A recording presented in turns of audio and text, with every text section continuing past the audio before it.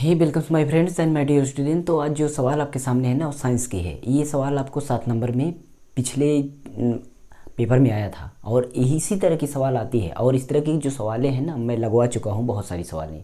और उत्तर lens साउथर lens के related, दर्पण से रिलेटेड और विद्युत से रिलेटेड जो भी सवाल आती है फिजिक्स में ना, वो 100% मैं यहाँ पर लगवा दूंगा, जो कि आपको परीक्षा में एग्जैक्ट वही प्रश्न मिल जाएगा। तो बस क्या करना है, मेरे चैनल से जुड़ जाना है, पिछली वीडियो देख लेना है, जितनी भी स्क्रीनशॉट में बगल दिखाता जाऊँ उसको जरूर एक बार चेक कर लेना। डिस्क्रिप्शन में सभी मिल जाएंगे, अपने क्लास की प्लेलिस्ट और अपने सब्जेक्ट की प्लेलिस्ट चेक कर लेना। ओके, तो यहाँ पर क्वेश्चन आपको सामने यहाँ पर हम दिखाएंगे। इस क्वेश्चन को देखते रहिएगा। क्वेश्चन हम यहाँ पर दिखाएंगे पर हमें यहाँ तो दिखाई नहीं देगा क्योंकि हम इलेक्ट्रॉनिक बोर्ड तो है नहीं।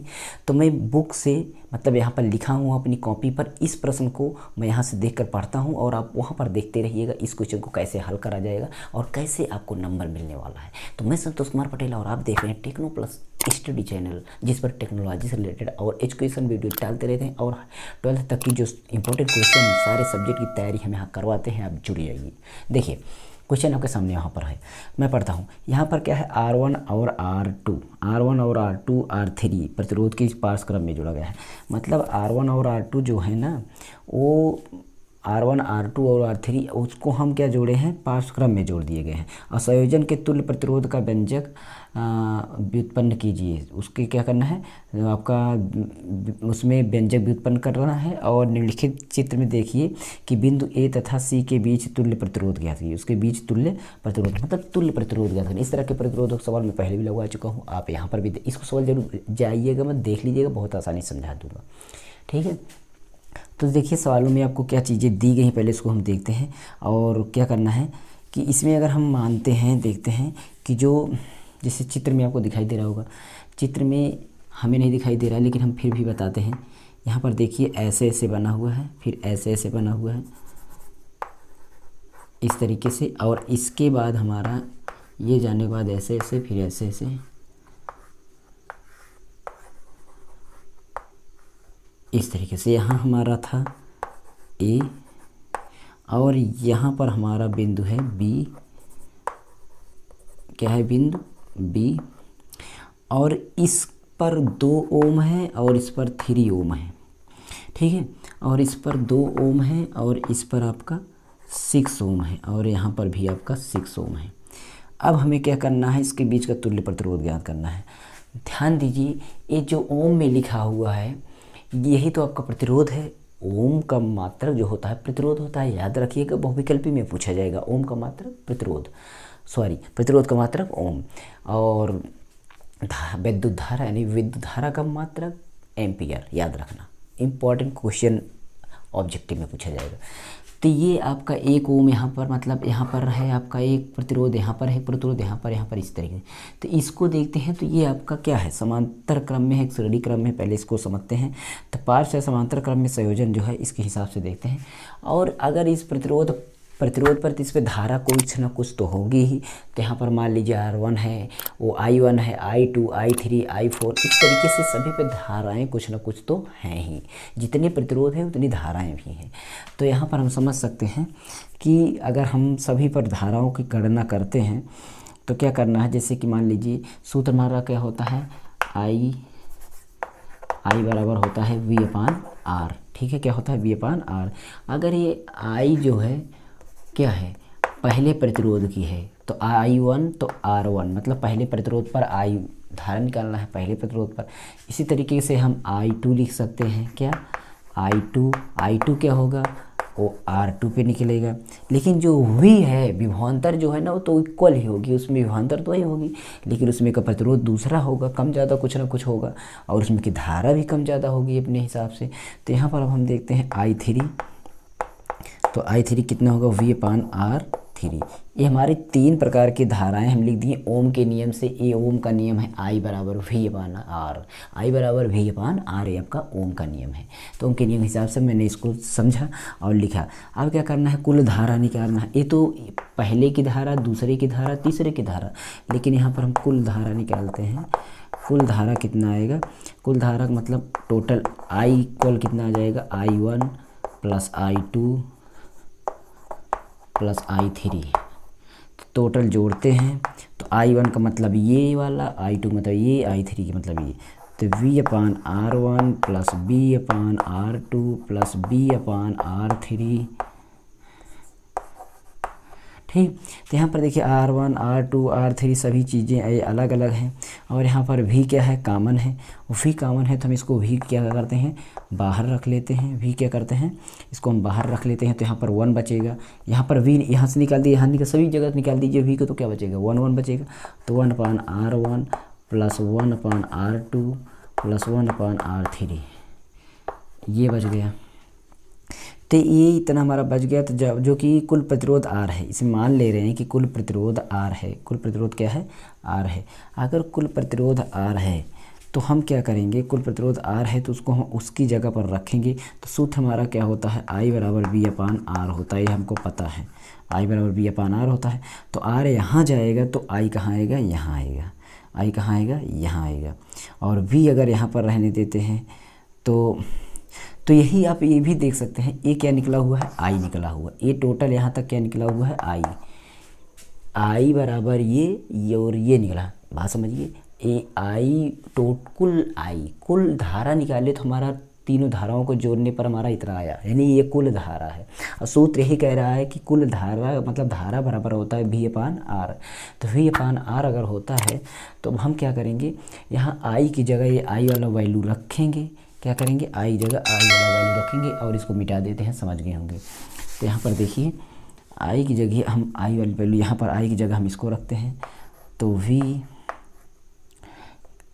ठीक, इसको देखिए, इसको पहले V/R लिख देते हैं। ये V/R सोचो कौन लिखा, ये वाला पीछे वाला लिखा, अभी इधर वाला मैं उधर लिख रहा हूँ। तो I का मान यहाँ पर निकला हुआ है, इसको रख देते हैं। तो क्या है, V/R1 फिर प्लस R2 फिर प्लस R3, ये हो गया। और इसको जब मैं हल करता हूँ, समीकरण 1 और 2 में दोनों को हल करता हूँ, ठीक है।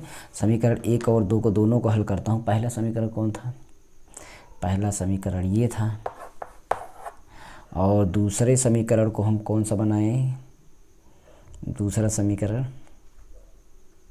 ये दूसरा हो गया। अब दोनों समीकरण को हम लगाए और हल किए। अब हम यहाँ पर देखते हैं हमारा क्या आ जाएगा, V से देखिए इधर हम इन दोनों को जोड़ेंगे तो V से V कैंसिल हो जाएगा। तो हमारा क्या बचेगा, 1/R। यहाँ देखिए मतलब यही चीज़ है, मैं यहाँ ना कैंसिल करके यहाँ कैंसिल, V से देखिए V से V कैंसिल, यहाँ बच रहा है 1/R।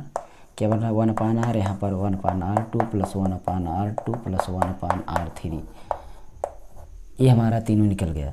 तो इस तरीके से हमारा जो है ना क्या निकल गया, इसमें का प्रतिरोध निकल गया। और प्रतिरोध निकल गया तो अब AC के बीच का तुल्य प्रतिरोध निकालना, कि देखिए समांतर क्रम में जुड़े चालकों का विभवांतर समान रहता है। जब समांतर क्रम में जुड़े हैं तो जितने उसमें का जो विभवांतर होता है वो समान ही होता है। समांतर क्रम का मतलब ये हो गया, समांतर क्रम जो सीध पर है। और श्रेणी क्रम कौन सा होता है, जो एक ही लाइनों पर लग जाते हैं, श्रेणी क्रम होता है। तो इस तरीके से ये हो गया। और अब हम समांतर क्रम A और C के बीच का जो तुल्य प्रतिरोध है अगर उसको निकालते हैं तो हमारा कितना आ जाएगा, देखिए बहुत लंबी सवाल है, इसलिए 7 नंबर में पूछी भी यही है, ठीक है। तो A व C के बीच तुल्य प्रतिरोध, ठीक है। तो क्या होगा, देखिए A और C मतलब यहाँ से लेकर के यहाँ तक C के बीच का हम तुल्य प्रतिरोध निकालेंगे। तो हम देखते हैं, तो यहाँ R1 बराबर 2 ओम प्लस 3.5 ओम, 2 ओम यहाँ है और इन सब को मिलाकर 3 इतना ओम हो गया। और सभी को हम मिला देते हैं तो 5.5 ओम हो गया, 5.5 ओम हो गया। क्योंकि 2 ओम और 3.5 ओम सभी आपका यहाँ 3.5 था, सॉरी 3.5 ओम ये था। अब इन दोनों को क्या करते हैं, श्रेणी क्रम में है तो मैंने इसको श्रेणी क्रम में जोड़ लिया। अब देखते हैं जब ये श्रेणी क्रम में है तो उसके बाद B और C को देखते हैं। यहाँ B और C के बीच का देखते हैं, कि इसमें समांतर क्रम में कौन कौन सा है उसको देखते हैं। तो ये तीनों कौन से हैं समांतर क्रम में। मैं इसको समांतर क्रम में जोड़ देता हूँ। बी और सी के बीच, बी और सी के बीच देखते हैं। एक मतलब 1/r निकालेंगे तो 1/2 प्लस 1/6 प्लस 1/6 और इसको हल करते हैं तो 6 LCM आ गया और यहाँ पर 6 के से 2 यहाँ 3 हो गया, यहाँ पर 1 हो गया, यहाँ पर 1 हो गया, तो 4 3 2 5/6 हो गया 1/r। तो r बराबर कितना हो जाएगा 6/5 हो जाएगा। r बराबर कितना हो जाएगा 6/5 हो जाएगा। ये हमारा 6/5 आ गया r बराबर। तो r बराबर 6/5 आ गया तो R2 निकल गया। क्या निकल गया R2 6/5 निकल गया। ये कौन सा था, ये R1 था और ये R2, ये R2 हो गया। उसके बाद अब हमें टोटल R निकालना है। क्या निकालना है टोटल R। ये टोटल R निकालेंगे तो क्या करेंगे, मतलब R बराबर R1 प्लस R2। देखिए काम क्या हो रहा है इसमें। देखिए इसमें जो श्रेणी क्रम में है मतलब लाइन से हैं उसको अलग जोड़े, जो समांतर क्रम में है जो ऐसे से हैं, ठीक है, उसको क्या करें हैं हम समांतर क्रम में है तो उसको समांतर क्रम में जोड़ दिए। दोनों को जोड़ने के बाद अब दोनों को तो जोड़ना ही पड़ेगा। R1 हमारा आया था 5.5 ओम और प्लस ये वाला आया R2 हमारा कितना 6/5 और इसको मैं भिन्न की तरह हल करता हूँ। किसकी तरह, भिन्न की तरह अगर हल करता हूँ तो 5.5 प्लस 1.2, क्योंकि इसका अगर हम भाग देंगे 6/5 को तो इतना आ जाएगा और सभी को जोड़ने पर हमारा आ जाएगा 6.7 ओम। क्या आ जाएगा 6.7 ओम, 6.7 ओम। यही हमारा आंसर आ जाएगा 6.7 ओम। ये इतना बड़ा क्वेश्चन था कि आपको समझ में नहीं आया। तो इसमें कुछ भी नहीं था, बस हमने पहले किया का प्रश्न में कहा गया था चेक करने के लिए, तो उसको हमने चेक किया क्योंकि प्रश्न में बोला गया है उसको व्यंजक को व्युत्पन्न कीजिए। तो व्यंजक को पहले हमने व्युत्पन्न किया, बाकी इसको जो तुल्य प्रतिरोध निकालना था उसमें कुछ भी नहीं था। हमने इसको श्रेणी क्रम में जोड़ लिया और इसको मैंने समांतर क्रम में जोड़ लिया और इसको जो उत्तर आया इसको जो उत्तर आया, देखिए इसको जोड़ेंगे तो एक ही उत्तर बनेगा। तो ये भी उत्तर तो इसी लाइन में ये भी हो जाएगा। तो ये दो तो पहले जोड़े हैं, इसको भी जोड़ लेंगे तो एक ही हो जाएगा। या तो आप इसको समांतर क्रम वाले को पहले जोड़ लीजिए, समांतर क्रम को जोड़ लेंगे तो ये एक हो जाएगा। तो फिर 1 2 3 तीनों को श्रेणी क्रम में जोड़ दिए तभी वही उत्तर आएगा। तो आपका ये आ जाएगा।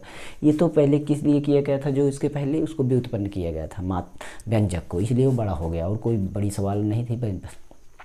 ठीक है, अगर नेक्स्ट सवाल लेकर आएंगे तो हमारे चैनल जुड़ जाइए। अब जो भी परीक्षा की सवालें बच रही हैं जो पेपर में ना, उसको फिर लेकर आते हैं, डेली लेकर आते हैं। 2-4 वीडियो 10 वीडियो जो भी होगा आपको पढ़ता रहेगा। तो मैं 2-3 वीडियो कोशिश करूँगा आपको डेली देता रहूँ और हो सकेगा तो आपको मिलेगा ही। चलते हैं, सपोर्ट करिएगा, अच्छा लगे तो लाइक करिएगा, कमेंट जरूर करना है। व्यू देखते हैं जितना व्यूज पर लाइक कितना आता है। ओके, चलते हैं, नमस्कार, जय हिंद, गुड बाय, गुड लक आपका कि अच्छे से परीक्षा को पास करें और खुश रहें, मस्त रहें एंड सफलता को हासिल करें।